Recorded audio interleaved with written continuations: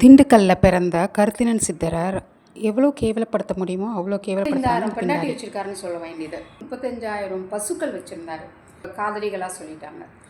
அவரை திருடனாகவும் காட்டுறாங்க. திண்டுக்கல்ல திண்மையான கற்கள் இருந்துச்சு.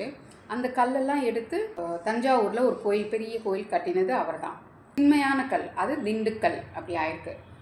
காலத்தில் போருக்கோ போனாங்கன்னா திரும்பி வரும்போது பசியான மருத்துவ குணமுள்ள வேர்கள், பட்டை அந்த மாதிரி எல்லாத்தையும் போட்டு சாதத்தையும் போட்டு காய்கறிகள் எல்லாத்தையும் போட்டு காய்கறிகளோட மாமிசம் போட்டு மாமிசத்தையும் போட்டு கலந்து ஒரு பெரிய யானம் தான் ஏனைன்னு இப்போ சொல்கிறாங்க. பெரிய யானத்தில் போட்டு கறி துண்டு எல்லாம் போட்டு கீழேயும் கறி எல்லாத்தையும் மேலே தம் மாதிரி கட்டி மேலே கல் வச்சு அதையும் மூடி கறியை வச்சு மூடிடுவாங்க. அப்புறம் இலை தலையெல்லாம் போட்டு காஞ்ச இலையெல்லாம் போட்டு மூடி வச்சுட்டு போயிடுவாங்க. திரும்பி வரும்போது சூடாக நல்லாயிருக்கும். ஸோ இதுதான் பெரிய யானம். வீரியன்னா வீரிய யானம். அது பெரிய யானம் வந்து பிரியாணி ஆயிடுச்சு. பிரியாணி எங்கே பாப்புலர்? திண்டுக்கல்ல தான். ஏன்னா கருத்தினன் சித்தர் தான் அவர் அதை கொண்டு வந்தார். அதுக்கப்புறம் அவங்க இந்த கருத்தினன் சித்தரும் பஞ்ச பாண்டவர்களும் கொஞ்சம் கொஞ்சமாக நகர்ந்து ஹைதராபாத் போனாங்க. 5 பாண்டவர் பாதம் தான் ஹைதராபாத்தாக மருவி போச்சு.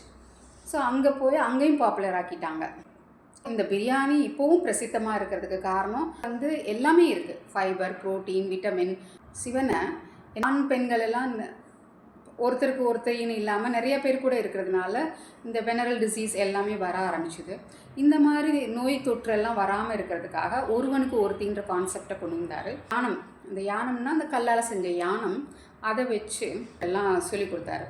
குழந்தை பிறந்தா என்ன கொடுக்கணும், எந்த இலையை பறித்து எப்படி இடித்து எதை கலந்து இடித்து கொடுக்கணும், இந்த மாதிரி வியாதி வந்தால் என்ன பண்ணணும். இது வந்து ஒரு கேம் மாதிரி. இப்போ கேம் மட்டும்தான் இருக்குது, விளையாட்டு மட்டும்தான் இருக்குது. கல்யாணங்கள்லாம் கொஞ்சம் கொஞ்சமாக அது மாற்றம் அம்மியாக ஆணுச்சு. அதை அம்மி மதித்து அருந்ததி பார்க்கணும். நம்ம வந்து அந்த நட்சத்திரங்களை பார்த்து கல்யாணம் பண்ணிக்கணும். அதை இவங்க மாற்றி அம்மியை மிதித்து எவ்வளோ அவமானப்படுத்தியிருக்கிறாங்க நம்ம கடவுளர்கள் எல்லாம், இந்த பிண்டாரிகள்.